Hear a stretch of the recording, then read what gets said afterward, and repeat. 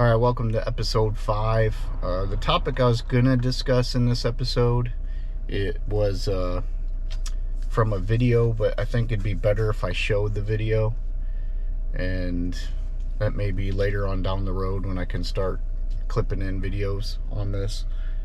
But that's why this is kind of late, partially. I also got pretty busy, and I couldn't record it right away. But this one is what I'm going to go over. I found this morning early, 10 Commandments of Marriage, and I can't see exactly who posted it. It looks like it's coming from Facebook. I can't read who that is.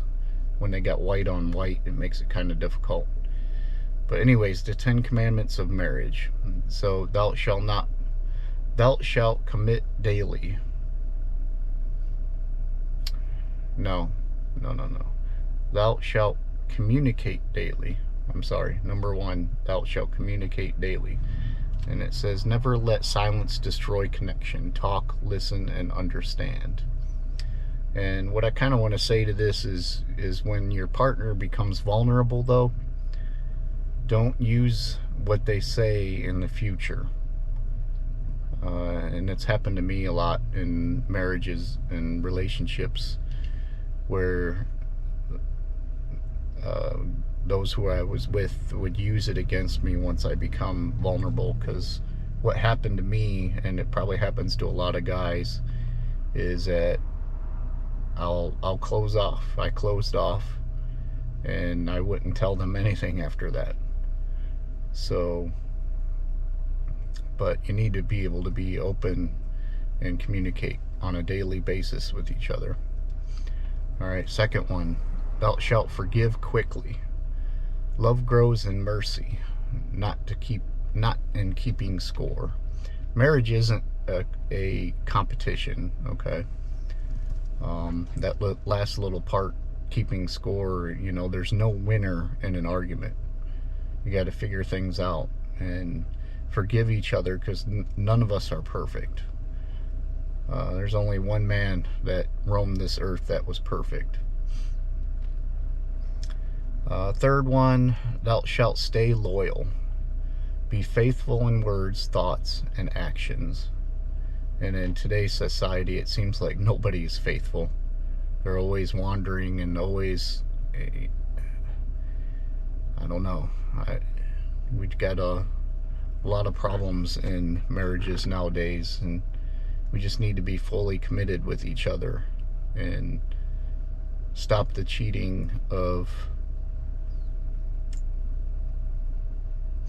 seeking attention and stuff like that when you're in a relationship, especially from the opposite sex, because really, when it boils down to it, that's still cheating. All right, number 4, thou shalt appreciate each other. Gratitude keeps love alive, and that's something that it just seems like a lot of times in my relationship I wasn't appreciated for the things I do, and a lot of times I'd bend over backwards, and I probably shouldn't have gone to that extent. In some cases, even putting my personal life totally on hold for these individuals, and I just didn't feel that appreciation a lot of times, and all right, number 5, thou shalt not compare. So your marriage is unique. Honor it as such. So don't look at other couples. I mean, you can use examples from them, but don't compare yourselves, especially in an argument.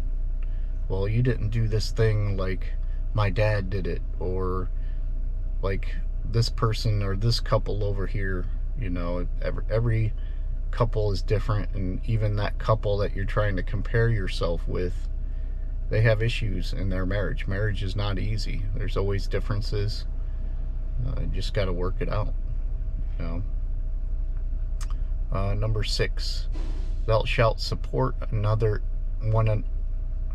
let me say that again. Man, I can't speak today. Thou shalt support one another's dreams. Be each other's biggest cheerleader. So even if you think the other thing that your partner or your spouse wants to do, I need to get in the habit of saying spouse. I don't know why I keep saying partner. But be a support, you know, and even though you might think it's the biggest harebrained thing that they're gonna do, but support them, and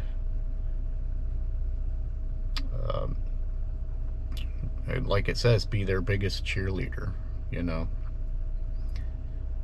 Number 7, thou shalt handle conflicts with respect. No shouting, no insults, just solutions. And that's one thing I can say in all my relationships. I never really got into a shouting argument with them. I'd hear other couples do it, and I especially publicly, it's awful. No respect for each other and stuff. But there's no need to shout. You can work things out. Alright, number 8, thou shalt keep romance alive. Date your spouse often. Love needs constant nurturing.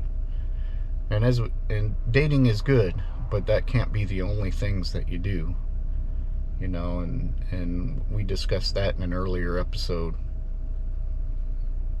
Number 9, thou shalt protect your marriage from outsiders.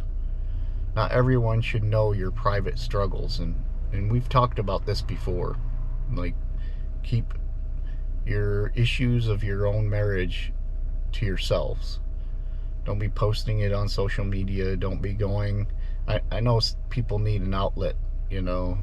Sometimes talking it out with somebody is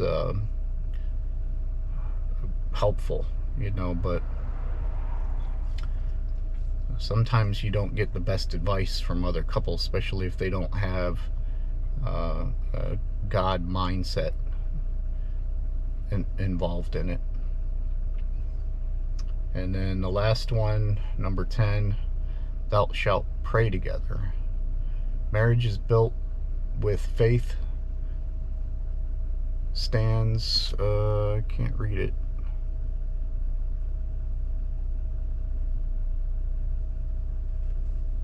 It says marriage built with faith stands something against storms. Time against storms, maybe. I can't read it because the writing is in the way. But I've mentioned that before too. You need to, you know, family that prays together stays together, and that includes